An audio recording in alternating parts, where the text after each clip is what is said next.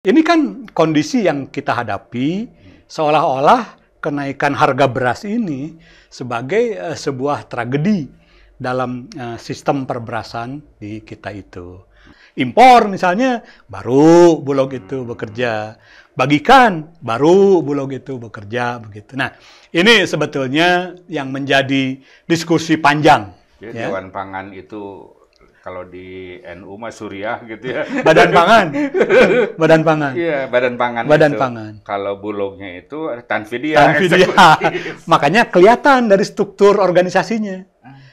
Nah, kalau dengan lembaga itu dia tidak harus berpikir untung rugi. Tapi dia juga bisa melaksanakan social responsibility-nya secara utuh untuk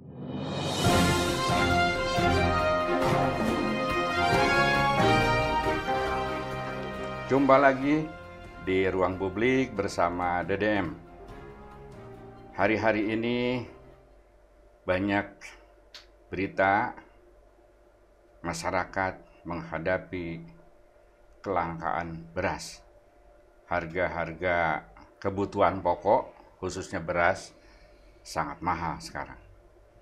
Apa yang terjadi? Saya menghadirkan pengamat ekonomi Pak Entang Sastra Atmaja. Terima kasih sudah hadir, Pak Entang.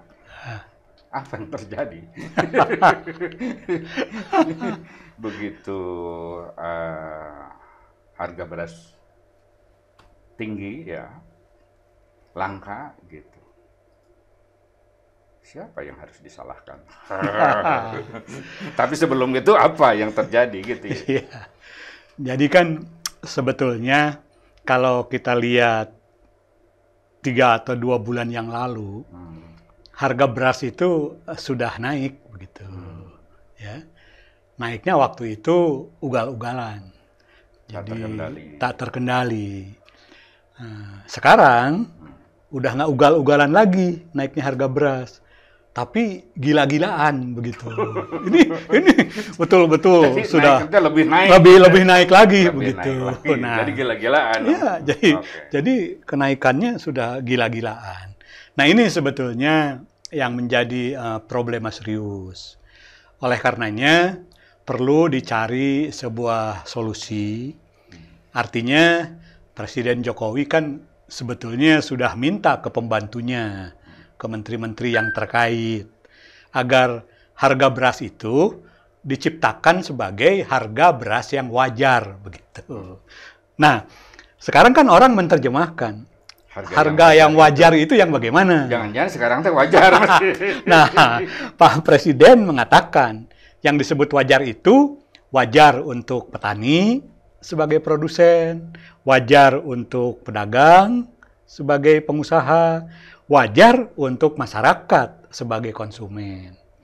Nah, ini tugas yang berat begitu. Karena dalam agribisnis perberasan itu memuaskan semua rantai dalam perjalanan komoditas itu susah. Jadi agak susah, makanya permintaan atau harapan Presiden kepada pembantunya tidak ada yang menjawabnya begitu.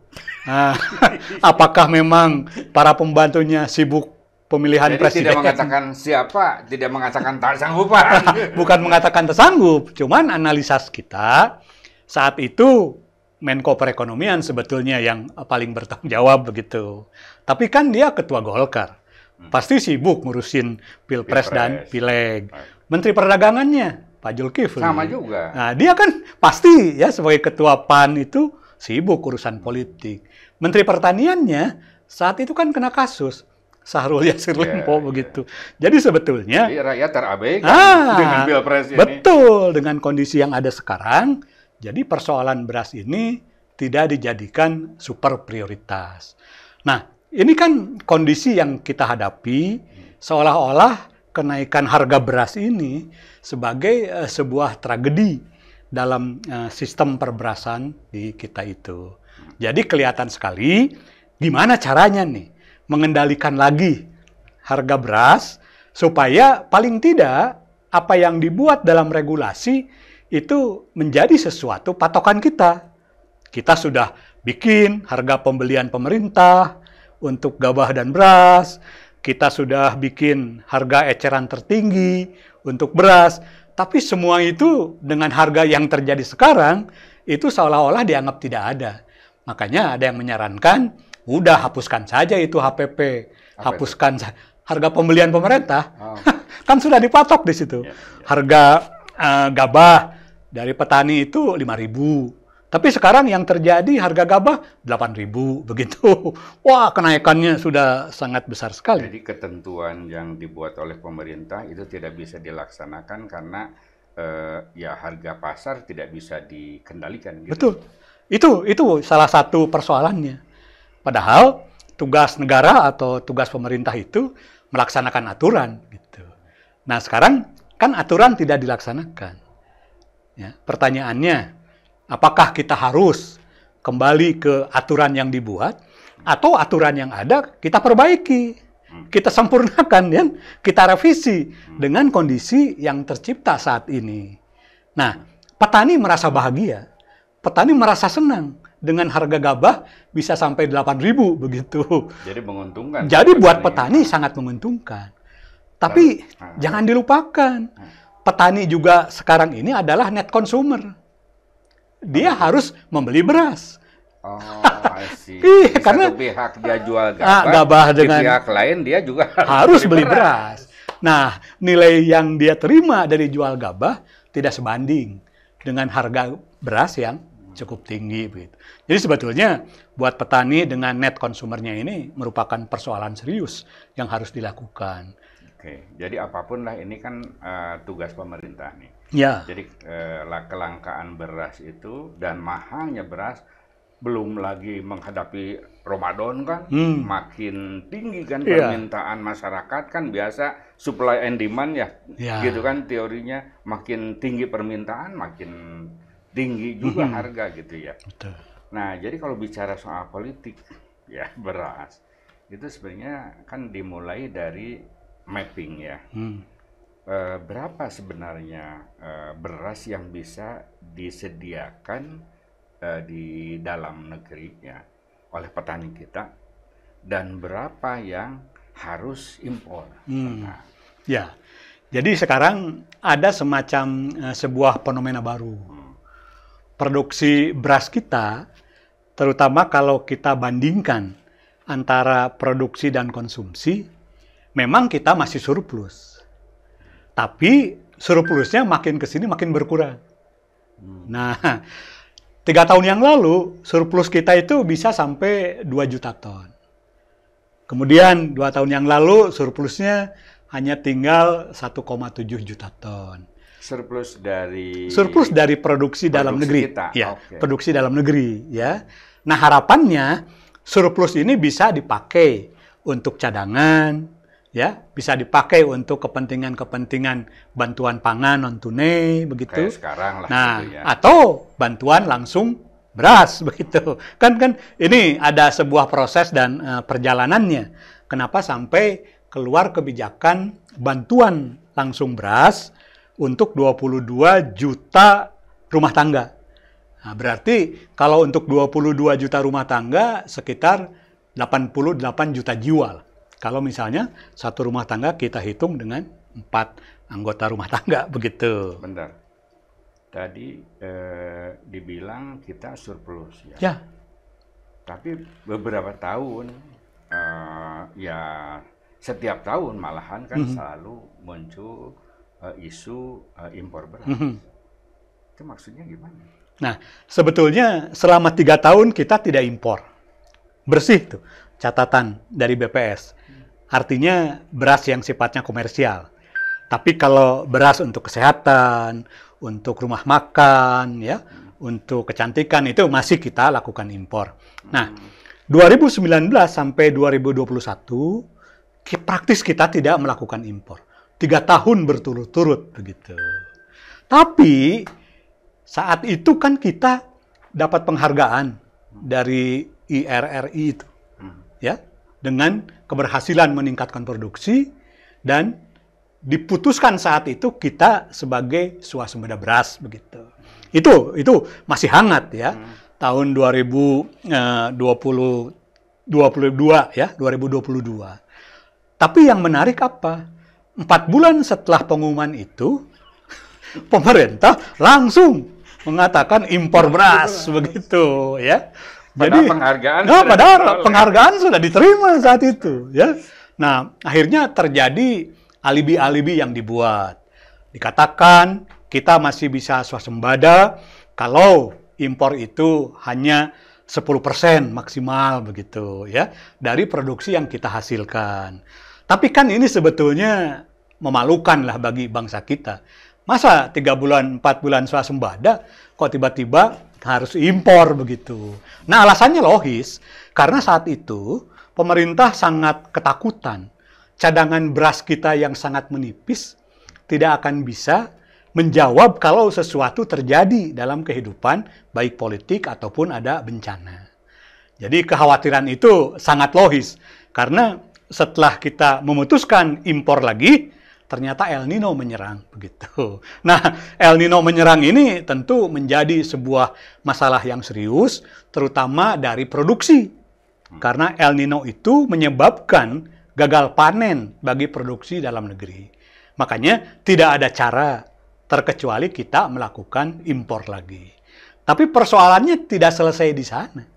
Negara-negara ya yang kita jadikan sebagai importir daripada beras itu menutup sementara ekspor mereka. Negara gitu. mana aja biasanya? Ya, biasanya kita itu Thailand. kan dari Vietnam, dari Thailand, dari Pakistan, Filipina nggak? dari India, dari Myanmar, begitu ya. Itu sudah menjadi kebiasaan. Mereka juga jaga-jaga begitu. Karena dari FAO itu, Badan Pangan Dunia, ya menginformasikan setelah pandemi COVID-19 akan terjadi krisis pangan global. Nah, jadi mereka langsung banting setir. Jadi yang hampir semua negara proteksionis. Ya, beras, betul. Gitu, ya. Presiden kan mengatakan 19 negara itu yang hati-hati dalam kebijakan pangannya itu.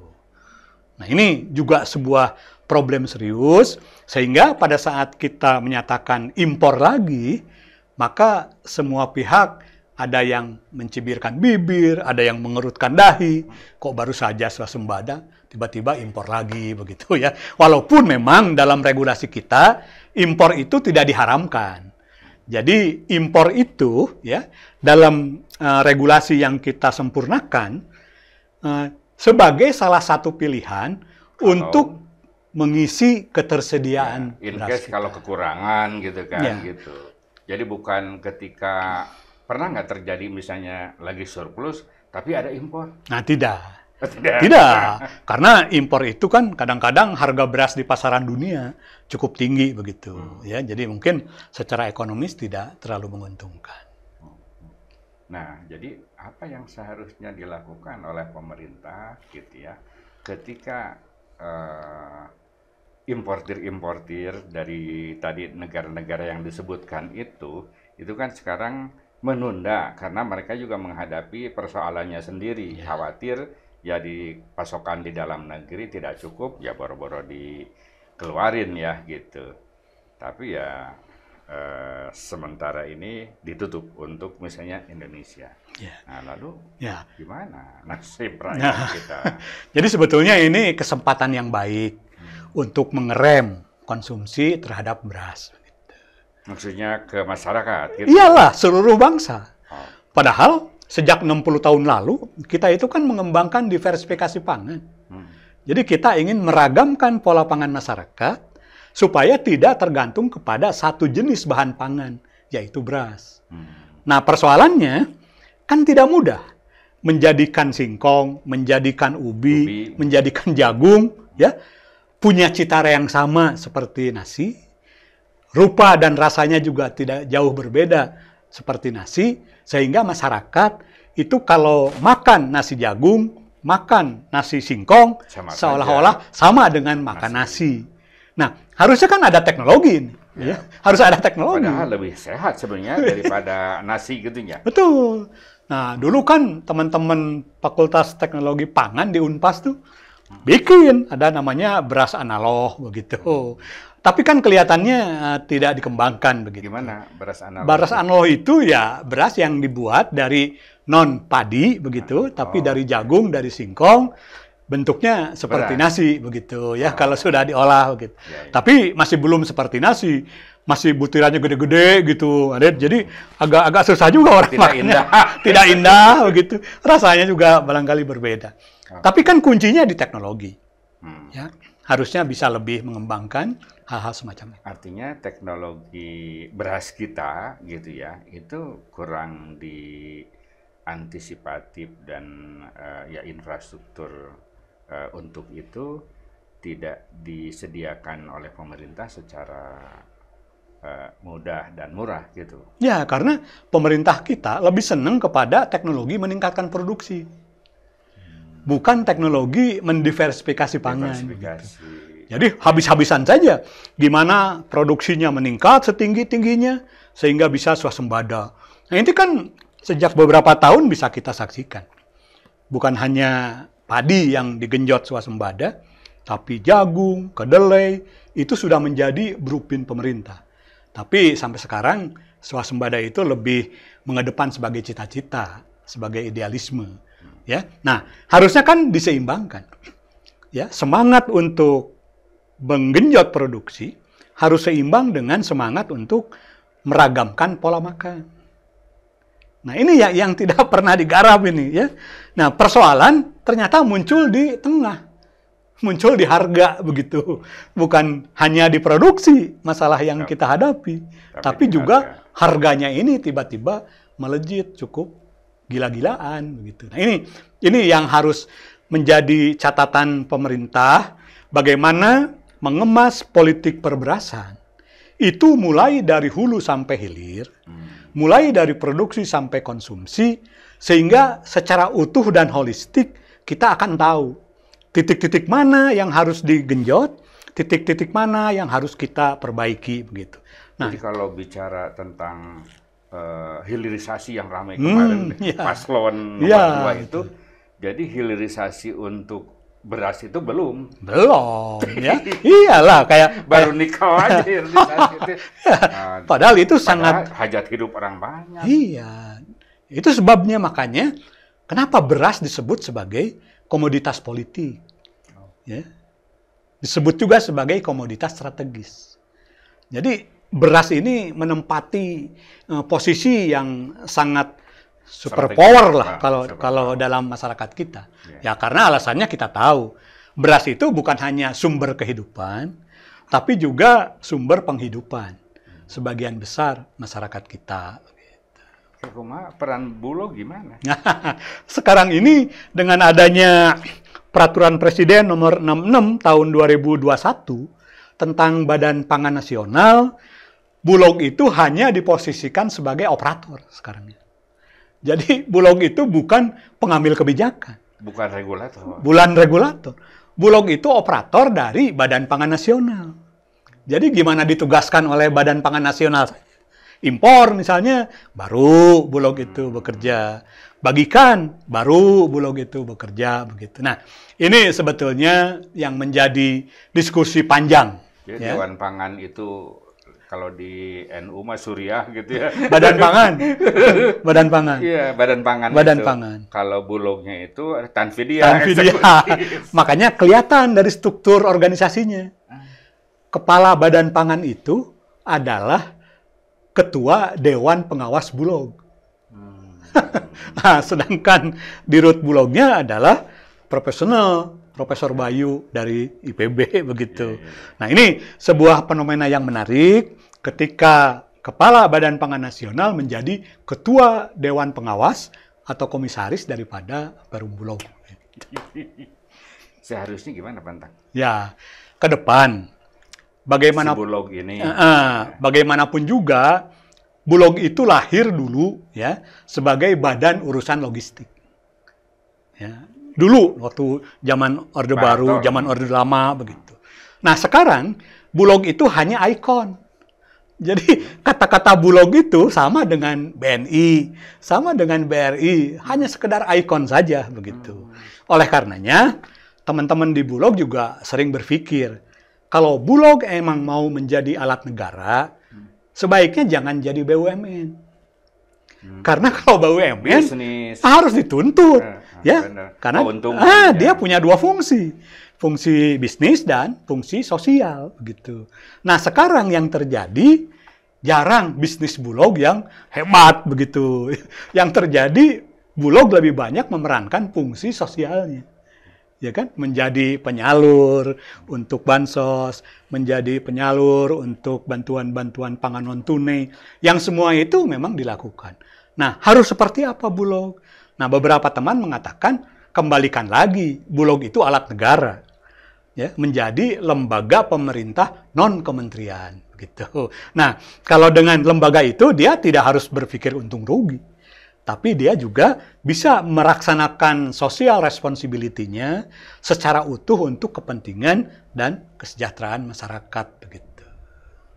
Jadi ada persoalan politik beras yang belum didesain secara utuh lah kira-kira. Betul. Gitu. Nah, yang muncul adalah beras politik sekarang.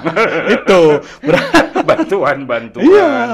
Sehingga orang curiga nih, apakah pemerintah ini mengkondisikan ya supaya beras mahal kemudian langka.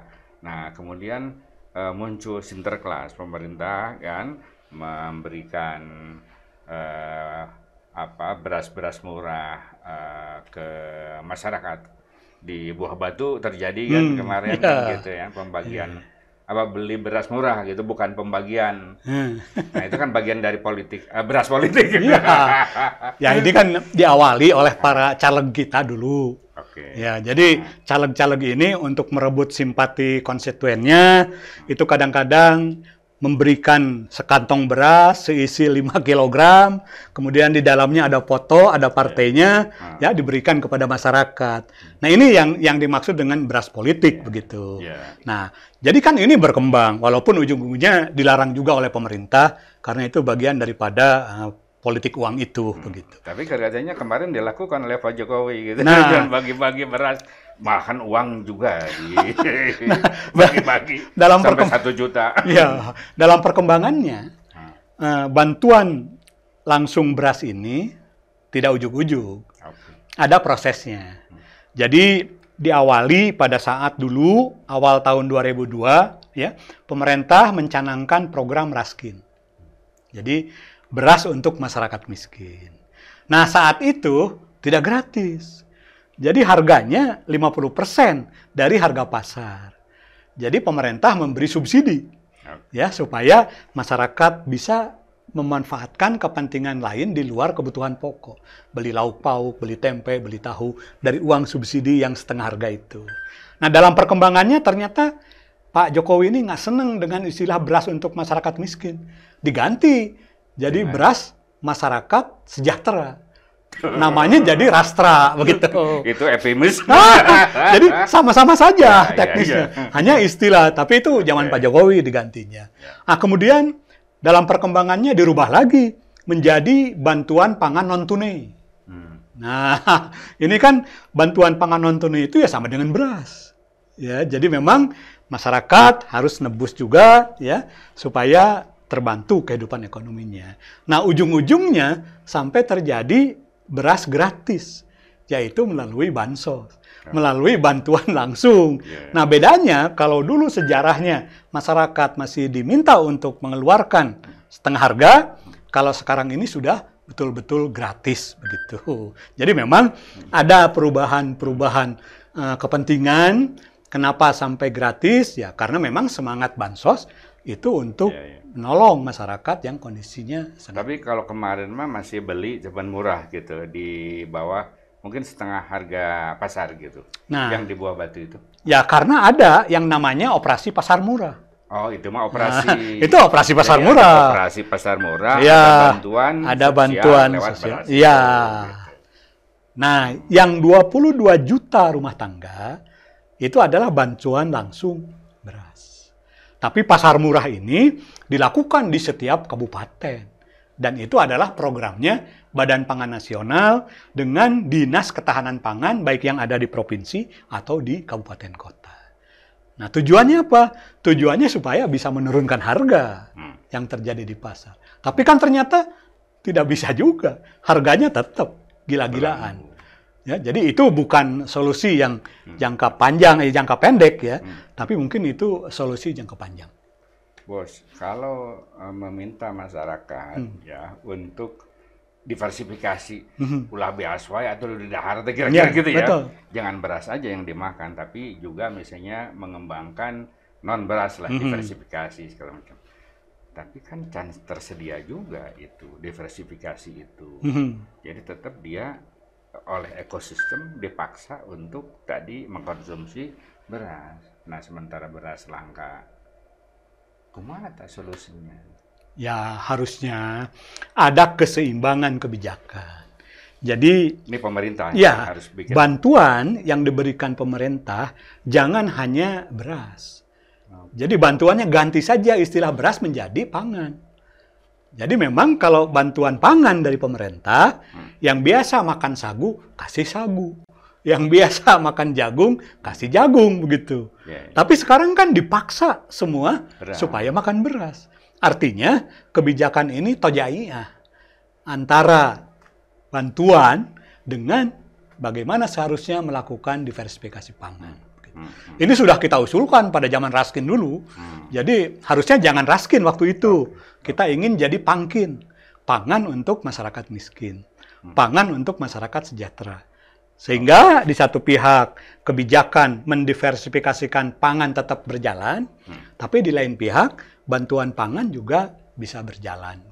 Ya, misalnya gini, politik beras itu ialah bagaimana ya pemerintah tetap bisa menyediakan konsumsi dalam negeri. Nah, sementara sekarang ini kan terjadi kelangkaan. Ya. Padahal kan kemarin surplus dan dapat penghargaan kan gitu. Ya. Nah, berarti kan sudah teridentifikasi problemnya. Gimana supaya tadi tidak terjadi ya kelangkaan atau tidak surplus lagi gitu. Gimana caranya supaya tetap surplus? Itu kan satu hal. Ya. Hal lain adalah tadi berpikir politik beras jangka panjang. Artinya beras tetap dijaga, dipelihara, dan kita sebisa mungkin tidak impor beras, tapi juga terjadi diversifikasi yang lain, kan gitu kan, Pak. Nah, pemerintah kan sekarang tampil dengan kebijakan pengembangan pangan lokal. Nah, jadi pangan lokal itu pangan yang tersedia di masing-masing daerah, yang memang sebetulnya bisa menjadi diversifikasi pangan non beras begitu. Tapi kan ini nggak semudah yang disampaikan begitu. Dalam kenyataan di lapangan banyak kendala-kendala. Oke, kalau masyarakat diminta mendiversifikasi, di mana kita akan beli singkong nasi? Di mana kita akan beli jagung nasi? Nah, teman-teman ITB saat itu membuat sebuah kajian, membuat sebuah penelitian. Terutama teman-teman Fakultas Pertanian Unpad juga membuat nasi ya dari bahan dasar jagung, bahan dasar singkong. Tapi itu hanya sekedar proyek. Setelah proyeknya selesai, hilang lagi. Iyalah, karena memang di kita ada sustainability. Tidak ada sustainability. Ingat zaman Kang Aher, dulu ada yang namanya one day no rice. Satu hari tidak makan nasi. Ya, karena ingin mendiversifikasikan. Dibuatlah semacam parade hanjeli, jagung, singkong, begitu. Tapi kan itu hanya berjalan beberapa bulan. Bahkan lucunya lagi, sama program politis top down. Ya, lucunya lagi, kalau ada rapat-rapat di gedung sate, ya parasmanannya itu pakai beras non nasi, begitu. Jadi memang dipaksa peserta rapat itu harus mengkonsumsi nasi jagung, nasi singkong. Tapi kan jam 2 pada lari ke rumah makan Padang begitu. Karena memang belum cocok begitu, kondisinya seperti itu. Oke, jadi pertama politik beras ke depan itu harus mampu mengantisipasi kebutuhan sendiri. Jangan sampai terjadi impor beras. Nah, yang kedua, menempatkan Bulog itu bukan sebagai BUMN, tetapi sebagai pelayan publik lah, kira-kira gitu. Betul. Yang memang tugasnya itu memang melayani masyarakat, bukan cari untung. Gitu ya. Kalau BUMN kan cari untung. Apalagi statement akhir untuk ini pemerintah? Nah, kalau petani jadi tuan di negerinya sendiri, berarti petani harus cukup dari apa yang dia produksi. Nah, sekarang untuk bisa dia memproduksi, berarti harus ada lahan sawah. Harus ada lahan pertanian yang dia kuasai. Tapi kalau sekarang alih fungsinya membabi buta, petani seolah-olah tidak punya lahan, bahkan sekarang jumlah petani gurem menjadi bertambah, itu mengindikasikan bahwa petani semakin tidak bisa berdaulat terhadap lahan pertaniannya. Iya, jadi memang dunia pertanian beras gitu, itu tadi jadi komoditas politik. Jadi retorikanya bagus kan, petani harus menjadi tuan rumah di negeri sendiri. Polisinya tojanya gitu. Oke. Itulah obrolan saya dengan Pantang soal politik beras dan beras politik. Sampai jumpa.